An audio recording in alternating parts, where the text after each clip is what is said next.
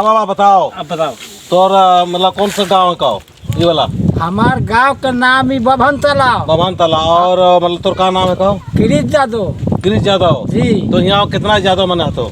एजाज यादव एक गो है टोला करीब 60 घर के बाद। 60 घर। हाँ अच्छा अच्छा। और यहाँ ओकरा बाद फिर 20-32 घर के बाद एगो टोला। अच्छा अच्छा। ओकरा बाद फिर 20-25 गो 3 गो टोला यादव के बाद। अच्छा अच्छा 3 टोला यादव का। यादव का और आदिवासी के आदिवासी के। हाँ बताओ। बरम देता बोला। हाँ हाँ। वो करीब हम देखते कि 50-55 घर बा। अच्छा अच्छा अच्छा। और उराव मने उराव उहे उराव पहली आदिवासी है। और काम का जाए तो मनाते उराव आदिवासी में भूया धांगा भूया तांगा। जूची। और भील मने ना संथाली कोई ना मुंडा कोई ना खेरवार। बस जो बढ़े इतने जतिया बढ़े। कौन कौन से जाते हो? जादवे उहे धांगर भूया कहली। हाँ हाँ हाँ। बस ये इतना कोई बिलादर दोसर तो ना। हमने कर जैसे बताते बाबा कि मतलब यादव मैंने हमने कर जुराम कर यहाँ आती रहो रोहतासगढ़ में जी मतलब शासन रहे जी। यही चीज है ना। हाँ हाँ लेकिन यहाँ कर जो एक ग्वालिन रहो मैया से चीज दूध देवे जात रहो। हाँ सही बात है। हाँ हाँ चल ठीक है। तो है हमने कर मतलब यहाँ से कुछ न कुछ बता दिलो से ले भागे के पड़ लो ऐसे ना का। नहीं तो भागे पर आके कुछ नहीं के लीडर बना रही। हाँ हाँ हाँ। अच्छा अच्छा अच्छा। कोई भी दिक्कत ना हुई। अच्छा अच्छा अच्छा अच्छा। मजे यहाँ लाखों 5 लाख लेके पड़ रहा लेकिन कोई कही ना कि इनका अभी इतना बात छीन छोड़ला। चल बिगल बा तो बिगल बा कहीं